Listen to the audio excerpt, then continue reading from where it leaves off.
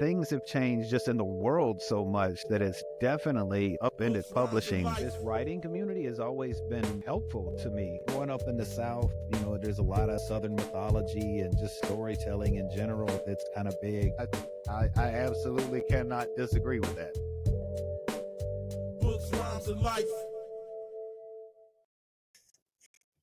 Hey, what's good, y'all? It's your man Chad. Welcome to another episode of Books, Rhymes, and Life. This time we on the rhyme side. I got my friends with me this time, Camo Collins and Big Absoloot.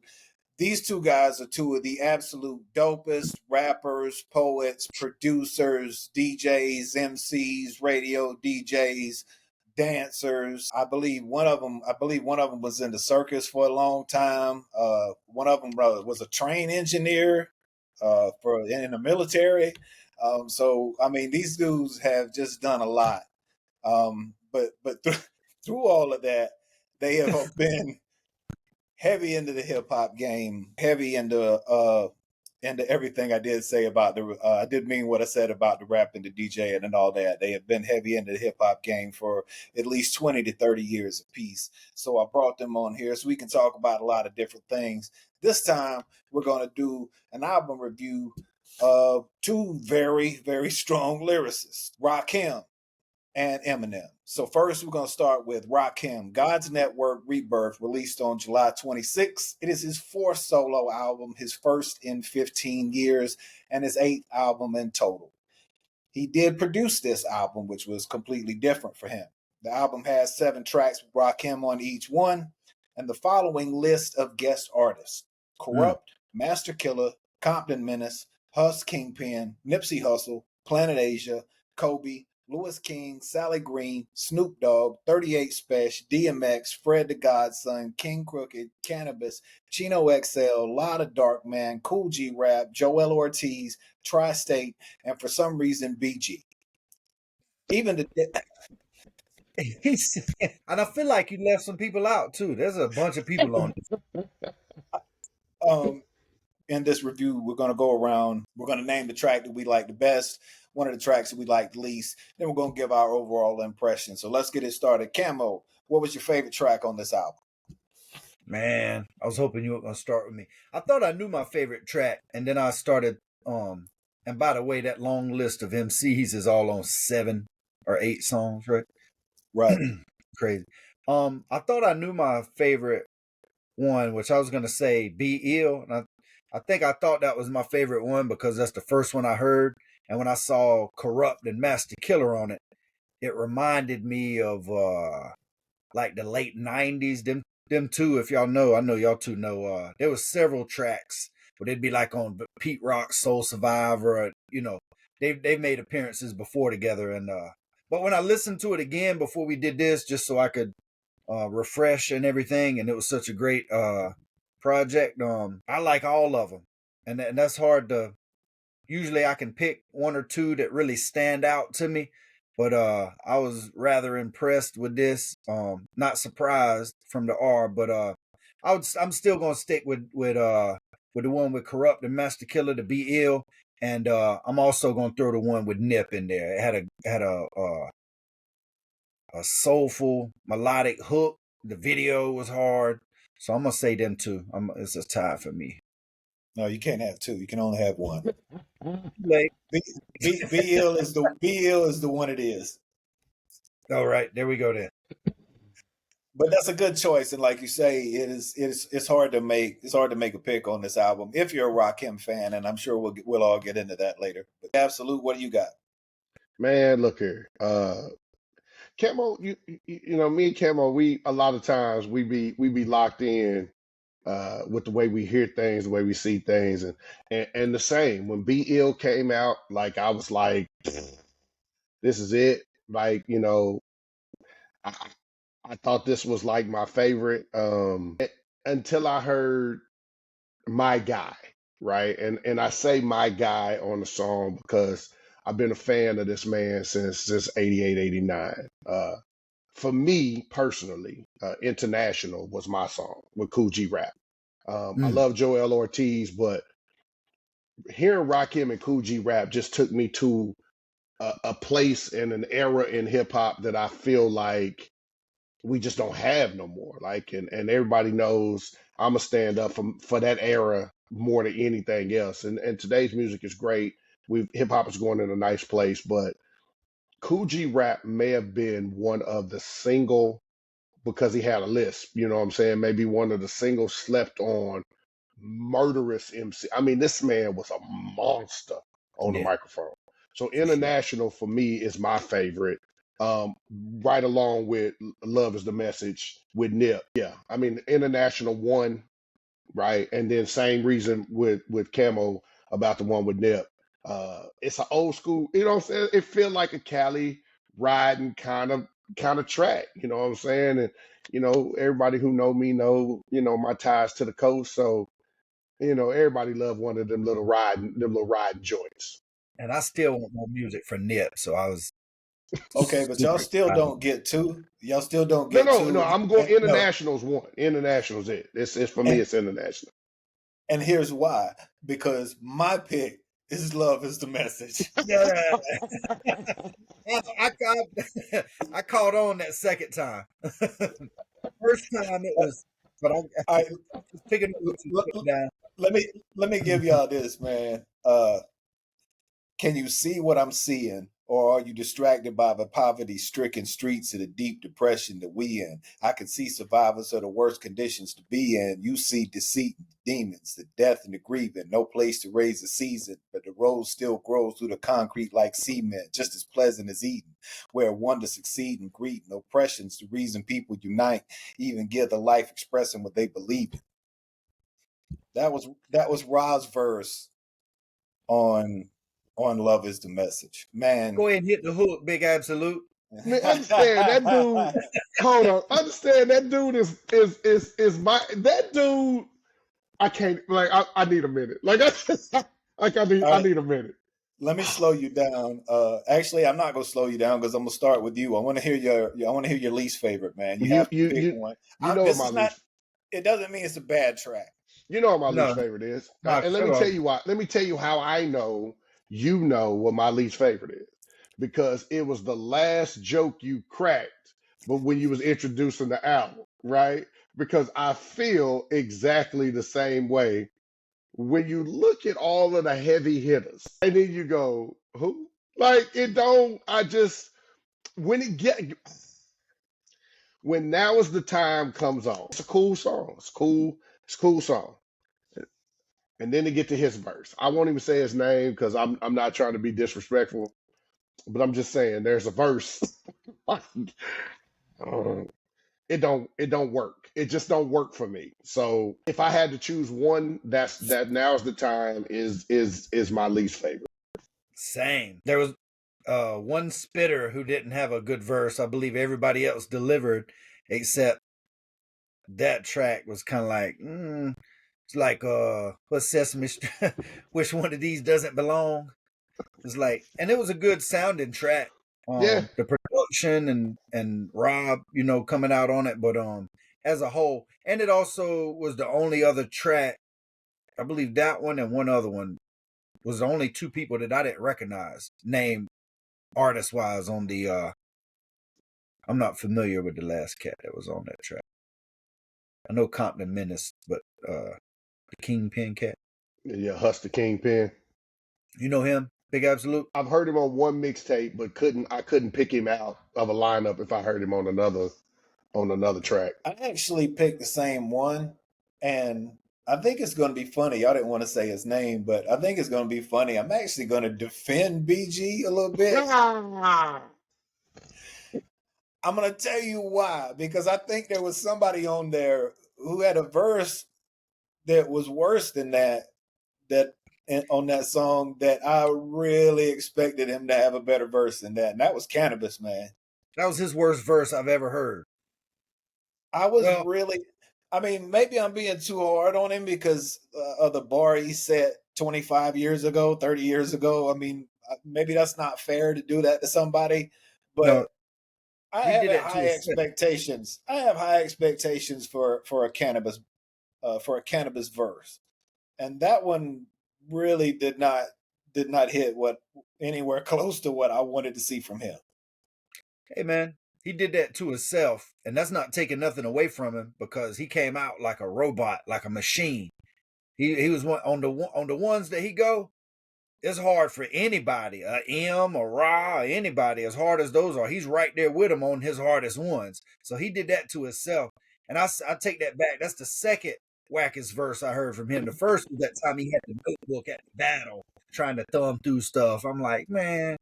The battle with I got disaster. notebook of rhymes in this mother man. All right, so overall impressions. Look, I'll start. My overall impression of this one was it was exactly what I expected. And I think that is a pretty big compliment because I expected a lot from Rakim. I didn't know he was going to produce it. Now, had he let other people in on the production on it, I think I would have liked it better, but that's not gonna, like, that doesn't hurt it too much for me as an album, because it is impressive that he decided to do all of that. There's only 7 tracks on it, but he put, like, this album was for the spitters. Like, I felt like it was for the culture. I felt like Rakim did this for the culture because he didn't have to do this. There was no reason to come back and do this. And the fact that you can spit for 35 years and your style is still as competitive as ever with anybody else who's rapping. Like, I don't know how else to compliment.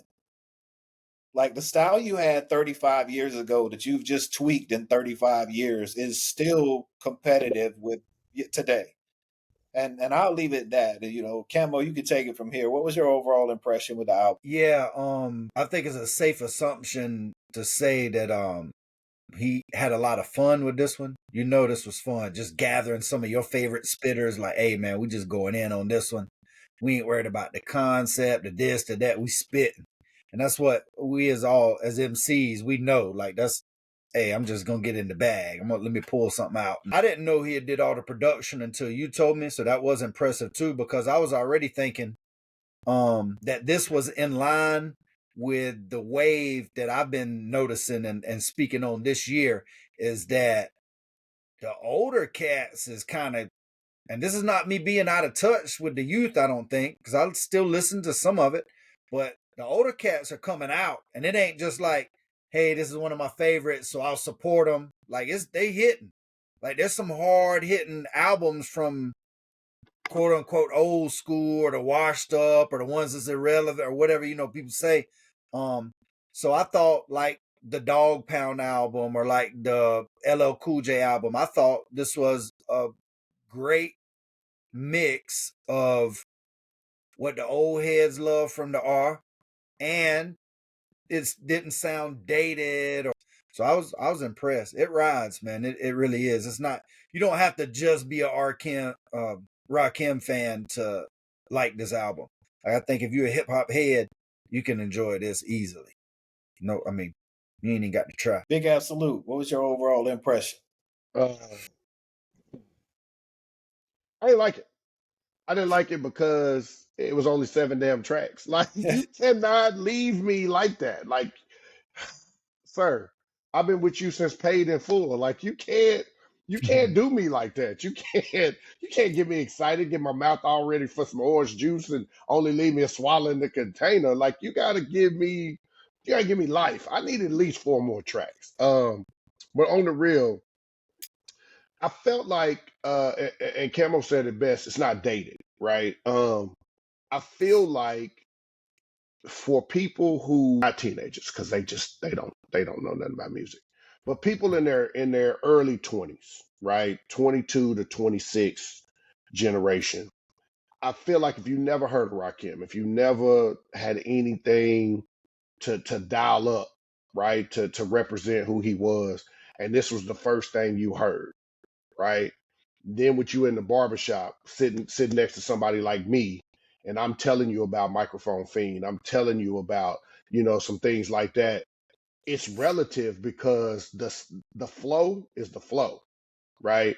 My favorite line from Rakim will forever be, timeless. So age don't count in the booth when your flow stay submerged in the fountain of youth. Like, if this album wasn't proof in the pudding of that, then I just don't know what people are listening to. I felt like after 15 years of not giving us anything but a teaser verse here and there, for him to do everything on this, and again, kind of like Kemo said, to just go in there with spitters, right? Just spitters. Everybody, let's just get in. I felt like this album, believe it or not, was a cipher that somebody was lucky enough to record and produce, right? I just feel like they just got, hey, boom, here's a beat, drop yours, let me drop mine. But I feel like uh this is the art at his finest. I feel like if you didn't know the man, dropped his first album in 88, 87, 88, you would pick him up off the shelf now. This is what I call a Sam Goody album, right? If you had $20, you had to decide you gonna spend 20 on this. Like it's just one of those you spend 20 on. Well, maybe not for 7 tracks, but Oh would you still do yeah, it? no. This would be an EP, right? Back in the day, they would call this an EP. So you get this one for 12. You get this for $12.99. It's the There you go. EP. Yeah. Yeah, I definitely put 13 on this. He did an interview with TMZ not too long ago that I saw where he said something, well, in response to a question, but he said something really cool. Like the journalist asking him the question said basically that every elite MC, every one of what we would call God tier MC in the game has been tested at some point. Like somebody's gone after them. Like they've had to battle somebody.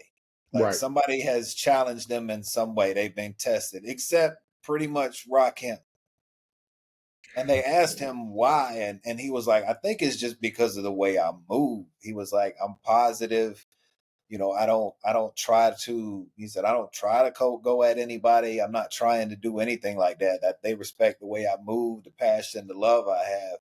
And that comes across in this album, especially if you know all the things that you guys just said about how he produced it and who he did it with. And like that's a really good, like that's hip hop at its finest. Like that's the genre, that's the culture at its finest, is the way Rakim does it. So what we're gonna do, our rating system for these albums, 0 to 5 shots. 5-shot album obviously being an excellent, excellent album. This one, I will go first. This one I'm gonna give 4 shots. I give it 4, despite everything I just said, because 2 reasons. One, there was only 7 tracks, so it is basically an EP. It's hard for me to give it to you. If you had another 5 tracks just like that, this would be definitely a 5-shot album. This would be might be an instant classic. The other thing is, and I hate to say it from this way, but it is something I have to consider in an album, is commercial appeal. Like these aren't 7 tracks that are going to get a ton of radio play, if that still matters to anybody. I don't know, and I don't think they cared. So it's not necessarily anything I'm saying that they did wrong on this album. I don't think it's what he did it for. So maybe it's not fair to take points off for that, but for me, that's why I give him 4 shots on this one. Camo, what you got? I'll say the same. I'll give it 4 as well. For the same reason I believe we all agree on. We wanted more, even though it's hard. That sounds crazy to say when you spitting as hard as he was spitting. Produced all the tracks, got 57 MCs on it going hard, and we wanted more. That wasn't enough. But yeah, for that reason, I'd probably say that's probably one of the only reasons, because I'm gonna go ahead and say this too. I believe that's is that his 8th or 9th album solos, and I think he had 4 or 5 solos and 4. That's number 8.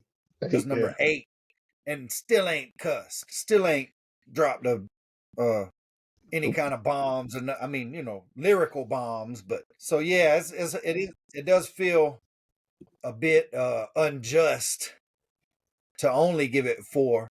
But when you look at the potential and the number of the tracks is the biggest name, but when you're looking at the bar of what 5 shots would be, you go, that's almost there. You know what I mean? All right, Big Absolute, what you got, man? What's your rating? So for y'all to know me, this is gonna sound crazy as hell from me. And for future shows, I need everybody to put a pin in what I'm about to say because this is nothing about the R. I give it three and a half shots, and here's why. Basically, for the two things that both of you said, right? 7 tracks, not enough, right? Um, I give him credit for the production. I give him credit for the lyricism.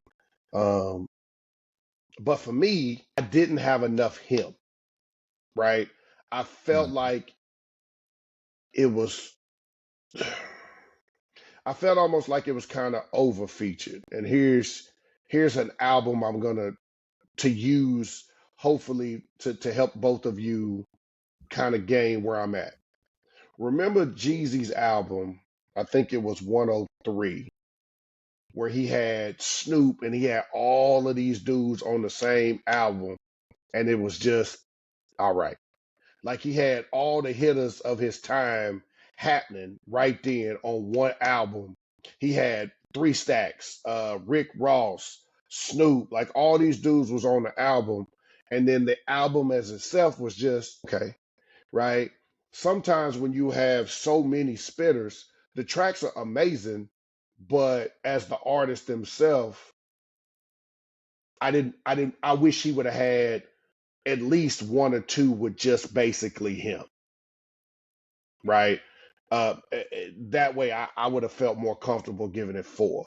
Um, but if I, all other side, like it's the R, like we're not rating rapping. You know what I'm saying? It's like you said, connote, it's not going to get a lot of commercial play. It's not built like that, right? It's like Camo said earlier, just to sound like a bunch of MCs just really having fun with the music and really like an ode to hip hop. So I felt that, right? But as a music fan, uh, not just a Rakim fan, as a music fan, I felt that there were pockets in there that kind of were missed, and so three and a half for me. I think that's on point. Me, like you said, me and you are right on there because I was kind of thinking like a 3 or 3.5, but just out of the R don't only stand for Rakim. I got a lot of respect for the dude, so I went ahead and tipped it to a 4. But like I say, if you say like the 18th letter is a 5, like there's no way you can say this is a 5. You're right; it has a lot more feeling when you got Rakim doing what he does. And this did feel, and it reminded me of a point I did want to bring up. This project felt like a 60 minutes of funk or professional, you know what I mean, like a Clue mixtape. It's kind of more mixtape ish Ish. than album feel to me. Yeah, it did lack a cohesiveness. Like it was just 7 tracks. And when you guys made it's 21 features. So when you have 21 features on 7 tracks, you're averaging 3 features a track. That Right. is it's really gonna stay up. It's really gonna be hard to stay cohesive with that kind of album. Which actually, in bringing up that point, that may be a reason that they didn't put more than 7 on it. I don't know if 15 tracks with 21 more people, that you would have been tired by the end of that. Seriously, no matter how good it is, you get. I mean, and we about to get You get into Eminem, but that's one of the things that a lot of people say about Eminem is, man, that dude's talented, but I can't listen to the whole album all the way. I got to pause and take a break and go back, and it's a lot to process. you get multi fatigue from all Yeah. the multi-syllabic rhymes. The multi fatigue gets to you. It really does. Like Cool G Rap does that for me. I love Cool G Rap so much. You mentioned him earlier. Like I love him so much, but he really does. Like eventually, it just the lyricism just keeps punching me, and yeah, and it just takes you down. So, all right, let's go to this next one. Eminem, The Death of Slim Shady, released July 12th, his 12th studio album. It's a concept album that features Eminem against his alter ego, Slim Shady. He features artists like White Gold, Sly Paper, Bizarre, JID, Them Joints, Easy Mills, Skylar Grey, Big Sean, Babytron, Jelly Roll, Two Chains, and others. Production is done by Eminem, Them Joints, Fred Reck, Q Beats, Mr. Porter, Louis Restro, and Dr. Dre. So, favorite song, I think, who we start with last time? Camo, you want to start this time? Sure. I can't pick two again, right? I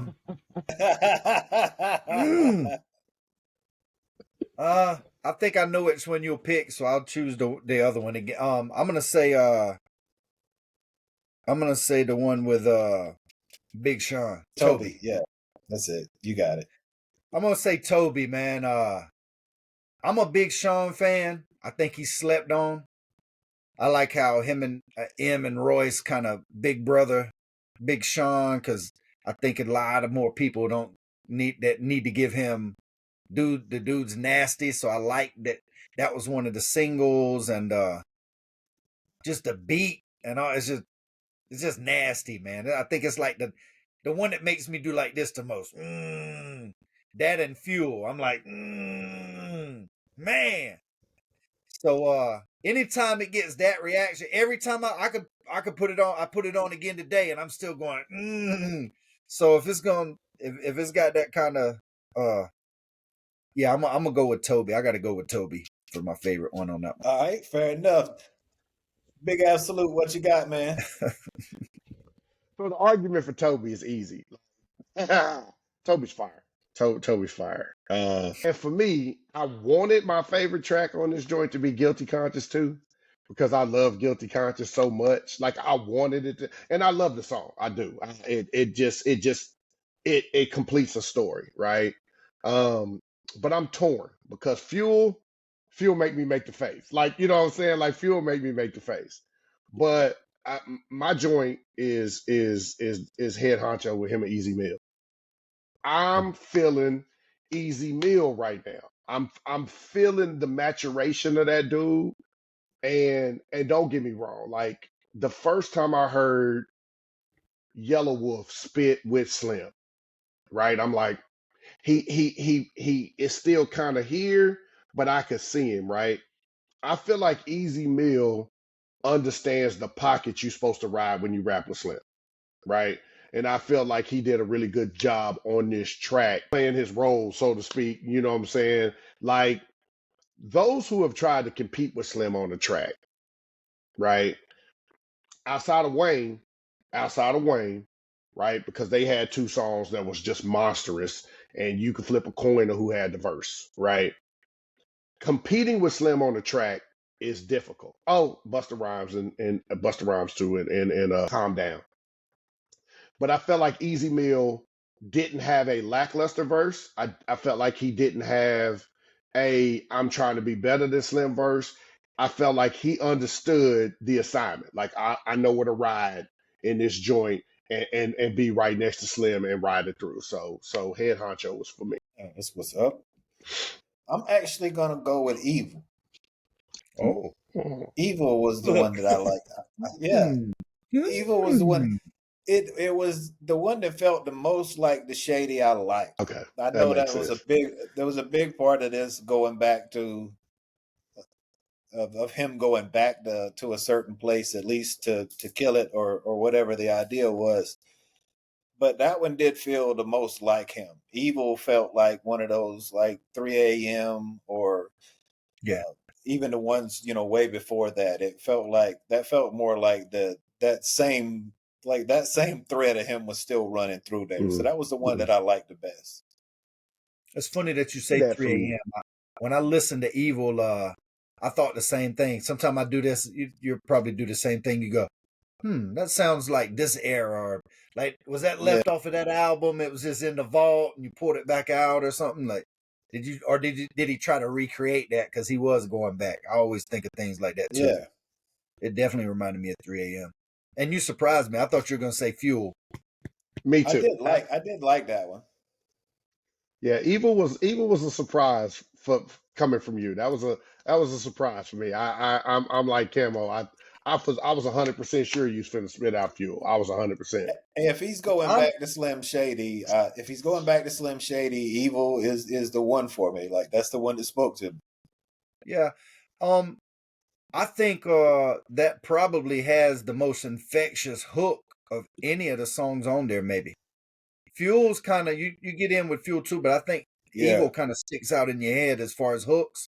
And that is spot on with sounding, because though I love Toby, that don't sound like old M. It sounded a little bit out of place for the death of Slim Shady, but I still loved it. You know what I'm saying? It didn't stop me from liking it. But Still fire. Still fire. yeah, no complaints here. All right, so the one you like the least, Big Absolute, what you got? There was 23 of them. I know you had to have one. First of all, if you got the extended version, let's not do that. Let's not do that, right? You got to get the whole joint, right? Let's not do that, okay? Let's not do that. I'm But sorry. for me, I'm sorry. it's easy. It's a no brainer. Brand New Dance was it was horrible to me. That song was terrible to me. Like what don't get me wrong. I liked a lot of Eminem songs that was right? Like, but that I couldn't. I felt like Michael Blackston in Friday in Next Friday. Like I couldn't get jiggy with it. Like this was not John Blaze. Like like that song.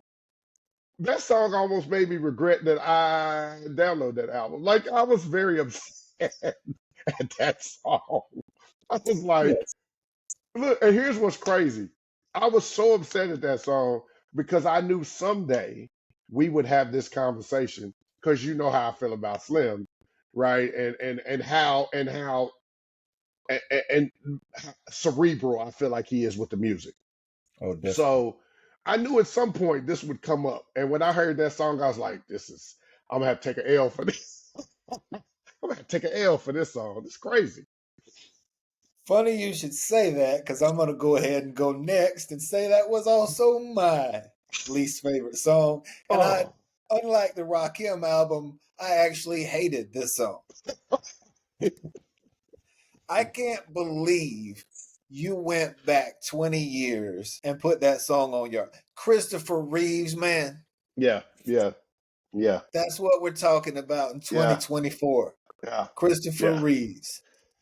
That was one of, like Camo said, that's one of them. You had it in the vault and you forgot to put it on something else. So you was like, oh yeah, throw this on here too. Like, yeah, I think that's when he tried to slide in just to get all the tracks out the vault.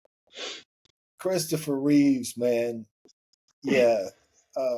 That's part of what I'll get into that in like my overall thoughts, but that's part of what I felt about this. It made the album uneven. Like it's like that Max Payne movie that was Ludacris's first movie, and like every time Luda shows up, the movie just like screeches to a halt because it screeches to a halt because he doesn't really know. He hadn't really been acting very long, so he doesn't really know what he's doing. And that's what that song does for the album. Like that song shows up and that album just stops right on that song. Camo, how about you? Well, I don't want to start a riot. I'm going to stick with the same song. No, I agree with the same song. I thought this was and Eminem has songs like this from time to time on certain albums. There's some albums that you could play all the way through pretty well, but every now and again he has those ones to where you want to try to pick the good parts out of it. You like, I don't even know what this is doing on. I actually thought, and we talked a little bit about this when we're on the last podcast, I thought that song would have been at the end of the album or on the deluxe, like as an extra one. Like usually that's not this caliber of track. It's not this early on in the project. But I thought with what he's trying to do with this and all what was said in that track and everything, he probably thought he had to keep this one early to go ahead and get people to where he wanted them to go with it. So yeah, I was surprised. I think track placement. I think track placement of it in the album being song, I think 3 or 4. I think track placement, again, like Chad said, like it brings the album to a halt. But I know like Evil is the next song, right? So like again, this is me giving him the benefit of the doubt cerebrally, right? Like there had to have been a plan. Now I don't know what it is because I can't see it. Because to me, you could have just lined that song out all together and still achieved the same thing, in my opinion. But there had to be a plan, a bigger plan for the placement of that song. Did there? I'm hoping. Did it though? I'm hoping it was, because that is, man. Do tell, Big Absolute. Do tell. Did Oh, there have to be another plan for that? Because that's oh, my question. And let me start my final assessment is this thing is uneven, man. yeah. This thing is uneven, and I don't want to sound. Look. Let me say this right from the beginning before I say what I got to say. Lyricism still spot on. That guy still got it like he always did. He is still one of the best, top 3%, top tier. Okay, like let me get that out of the way so anybody listening I don't think I'm bashing him, because that is not what I'm doing. I'm just looking at the album. I don't. Here's what happened when I listened to that album. I listened to it 2 or 3 times, and I almost like broke out the graduate degree to break this album down. And at the end of it, I found myself asking one question: and what? Like, that is the last thing I want to do when I break down an album, is to wonder, why did I just go through that? Like, sometimes I got what you were trying to do, sometimes I didn't get what you were trying to do. Like, okay, if you want to attack the First Amendment and the free speech police, please. There are great ways to attack them. Attack the PC police in ways that they need to be attacked. But attacking them so that you can go after midgets, little people, uh, Christopher Reeves. I mean, you are 50 years old, man. You are 50 years old. If you want to go after them, like, now the thing he said about Lizzo, when he started to get nuanced in that song, I can't remember the name of the song, but when he said, we shouldn't coddle people for being fat, it's unhealthy, we need to lose weight, but it's easier for them to make us change the way we talk than it is for them to change the way they eat. Like, you started making really critical, at least nuanced points. You started putting a point to it. Like, he really started to do that at some points. But then you would just like fly off on, I don't know what you're talking about. And then you would have songs that really had nothing to do with the theme of it. So I just really wasn't sure where to go with it. Like, that was kind of how I felt at the end of it. Like, I really wanted to like it, and I kind of did, but I didn't really know what to do with it. Camo, what do you think, man? I don't think I was as hesitant to say critical, but I think I just looked at it as satirical. It's like watching Saturday Night Live or In Living Color, Mad TV or something like that. Like, it's Eminem. Like, there's nothing he can say that's gonna shock me or surprise me, or he's gonna go way over the line. He's gonna say a bunch of stuff that you're really impressed by. He's gonna say some things that are cringeworthy. That you go, oh yeah, I don't. Was my window down? I hope nobody heard that. I don't stand for that, but no, it's the guy gets better and better, man. I don't know what to say. He's a machine. He's a monster. So try my hardest not to be as critical as I may have used to be sometimes, and to try to enjoy and pull out and focus on the parts that I do like, the parts that are impressive and groundbreaking and worth focusing on. So I didn't and me and you talked briefly about this. It didn't hit me quite like it did you, because I'm just going, it's Eminem. I know, yeah, leave Christopher Reeves alone, man. He's gone. You've beaten this to death. But I'm like, it's cool. I'm not mad at him. I didn't lose any points for it, really. I mean, if I had to say so in the album, would I've told him, hey, man, maybe don't do those again. But they didn't call me. Paul Rosenberg don't have my number.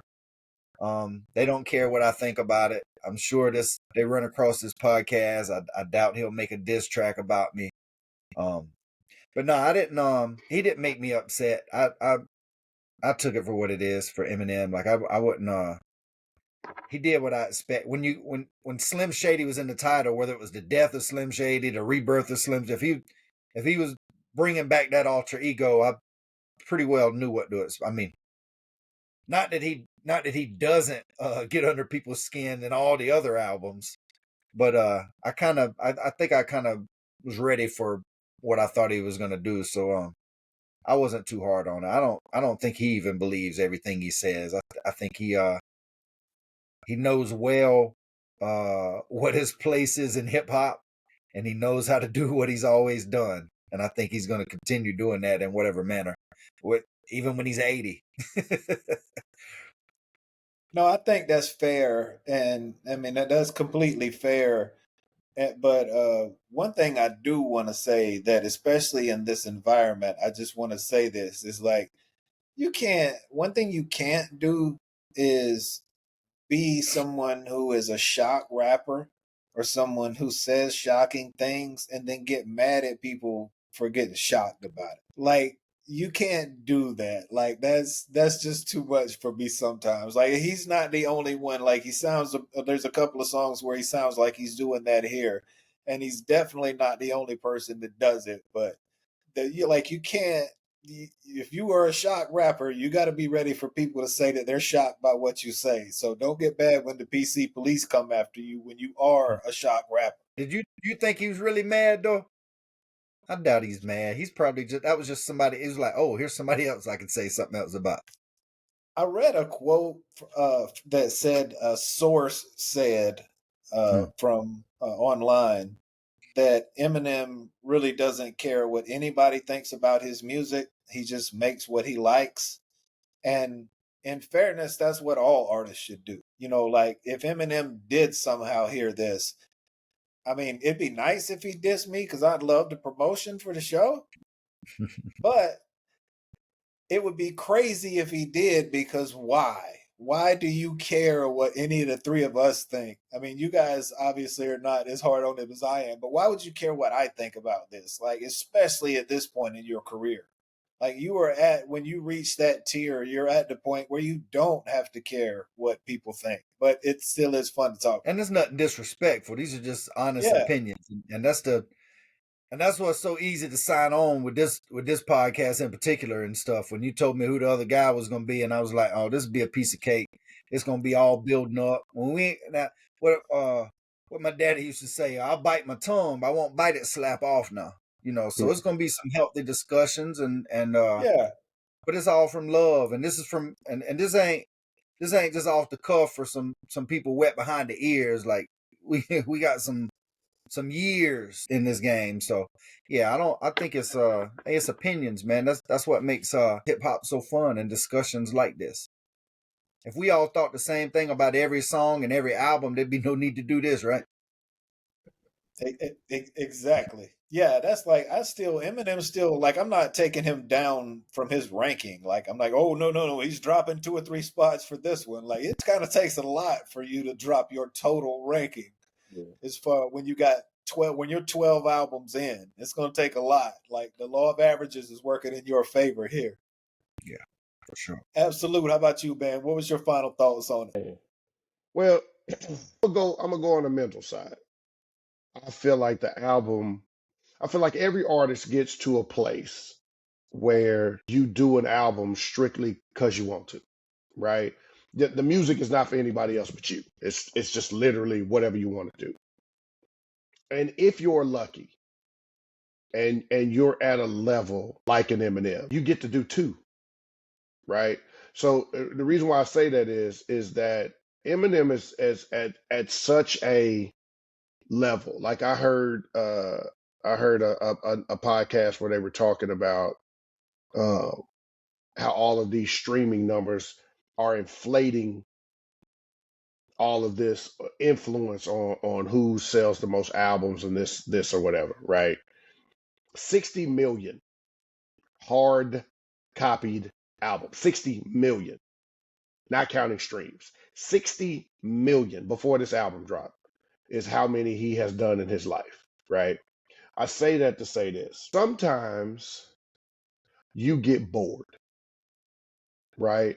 And I think Slim is at a place now where he is struggling. He is us, right? He is us in music. He is struggling not to find his place. His place is solidified. That's not it. but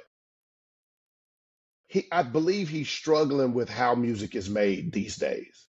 And I believe this album was an ode to how music is made these days. Like, it's no thought. A lot of the albums have no coherency whatsoever. They're very incoherent. They don't have any sort of theme. It's just a bunch of songs put on a track under an umbrella. I'm a track artist. I'm a mumble rapper. I'm a drug dealer. I'm a whatever. And so all these songs, yeah, at some point they'll talk about that, but they don't go together, right? So I feel like this was twofold because, and again, this is the mental side. If you remember his very first album, the very first actual album, right? The Slim Shady LP, right? The very first album. It wasn't. It was the skits that made it coherent, right? You actually felt like a new artist, the experience of a new artist dropping his first album and all the things that go with it. I got a bunch of songs. I'm just saying crazy stuff. I'm trying to find who wants to listen to me. I'm trying to put everything out there. And the skits kind of tied it together in that experience, right? And then I feel like the character took over, right? And I feel like even though the Marshall Mathers LP, and we talked about this on the previous cast, is my favorite Eminem album, I feel like Slim Shady has had to show up in almost every album, with maybe Relapse, maybe in every in every Eminem album, because Slim Shady is airplay. Slim Shady is radio. Slim Shady is video, VMAs. That's Slim Shady. I feel like the title was appropriate because I feel like at 50, you can't really be Slim Shady no more. Like at 50, you got to be Marshall, right? So because of that, in order to kill somebody, you had to still be them, right? So I felt like the reason why this album was so incoherent is because half of the album was Slim Shady and half of the album was Marshall.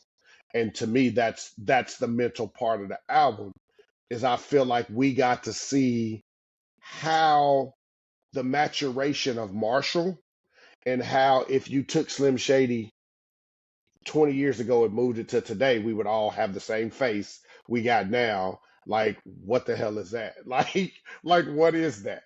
Right? Because we've grown up with Marshall, right? We want the Marshall Mathers tracks, right? Look, kind of like the old Dave Chappelle skit when they was talking about Michael Jackson. Chappelle was like, he made Thriller, right?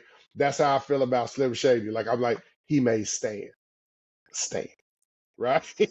So I feel like the album, it definitely is a concept album. And I feel like, not to ramble, but I feel like the purpose was twofold. One, to show people who are making music now that what you believe is hard is super easy to put out okay music. And then on the other hand, to remind people, there's 5 tracks to remind people. Here's Slim Shady, right over here. And then here's Marshall Mathers. And please don't get the two twisted. Because if you anger me while I'm happy, I'm Slim. But when you make me mad, I'm Marshall. And Marshall is a problem, right? Before, Slim was a problem because he was a pillhead, he was drunk, but now as a grown man, Marshall's a problem because you got to see Marshall. Talk about his grandbaby. Congratulations, by the way. He's about to be a grandfather. His daughter, family, so on and so forth. So that's my take on the album. I feel like it's a means to an end, so to speak. I appreciate your loyalty and passion. Do you remember a song he did with Rihanna? What was the name of that song? I Monster. Love the Way You Lie. Who was Oh, that love the with? way you lie. Yeah, because that's how I feel. That's how I feel about you right now, Jay. I love the What way the? you lie.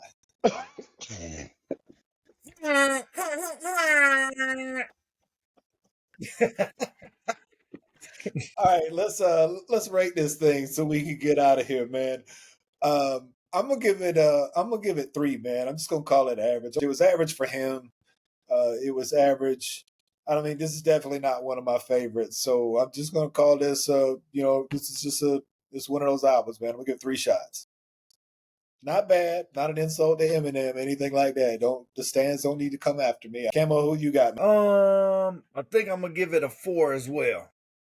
And I will say this: it's not in my top 5 Eminem albums, but it's not at my bottom either. It's like right behind. It's probably like 6 or 7, somewhere up there. So what I'm gonna give him, instead of going a 3, I'm gonna lean the other way. One, because I'm trying to be more loving. I'm all about love. Another thing, like I said earlier, with all the albums coming out from someone, a lot of times older rappers, especially in this case somebody over 50, to be able to keep up with the pop culture and the current climate, to still be relevant, to seemingly arguably getting better every time he drops, more intricate, more, all the categories like that. But I've also been seeing a lot of good rollouts. Big Sean had a crazy rollout. I think artists these days are having to try to figure out how to get in this new current climate with the streaming and the record labels not what they used to be, and the A&R development and stuff. So I thought it was a brilliant rollout. And we just got a new whip. So I got the new XM, the Sirius subscription. So I get to see a lot more of that maybe is somebody who don't have that. So I'm getting to see when LL dropped, when Big Sean dropped, when this album dropped, I get to see him and play the album live and break down the tracks, what's behind them. People's asking questions for it. So when they pull the curtain back like that, you have more of an appreciation when some of the misconceptions you may have had or whatever gets ironed out and stuff like that.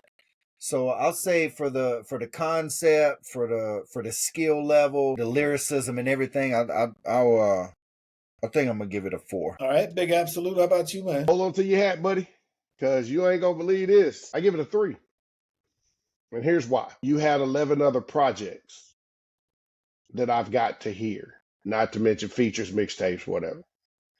And even though I've been riding with you since 3 a.m., since Fight Music, since 97 Bonnie and Clyde, like since I've been with you. Mushrooms, right? Outside of the guilty conscience arena, really, I understood it, I appreciated it, I compartmentalized it. But I never loved Slim Shady. I've always been a Marshall Mathers fan, if that makes sense. So because of that, I felt like this album did what it was supposed to do. It, definitely concept, whatever. But for me, the Marshall Mathers fan, it's okay, right? It's okay. It goes right in there, again with Relapse. It's cool. The Marshall Mathers 2 LP, like it's cool, but it don't move me, right? It don't move the needle for me enough to really feel like it's 4 shots or a 5-shot classic. It don't move it for me like that.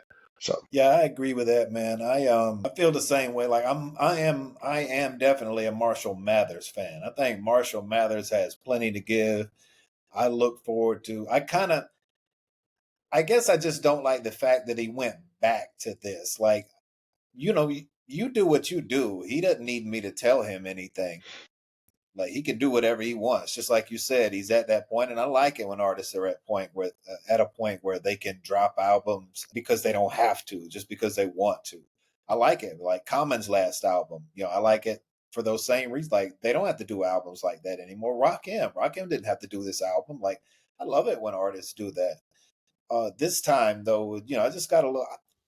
I just wanted to. He had been progressing.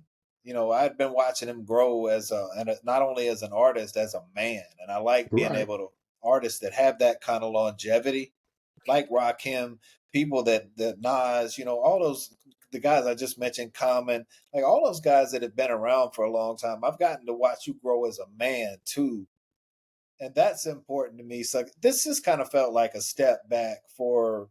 I hope it was for something more than just showing people that you can do that again. Because I knew you could, and I didn't need you to. I think it might have, in my head, I thought he was appeasing all the, yeah, it's a catch-22 for artists, as you both know, to if you stay the same, they don't never grow. If you heard one album, you heard them all. Heard them all. But if Yeah. you evolve, oh, he don't make the music like he used to. So to me, I was just so it fit nice in my head when I went to listen to it. I chalked it up to he's just giving the people who want that, where's the old Slim Shady and that type of talk.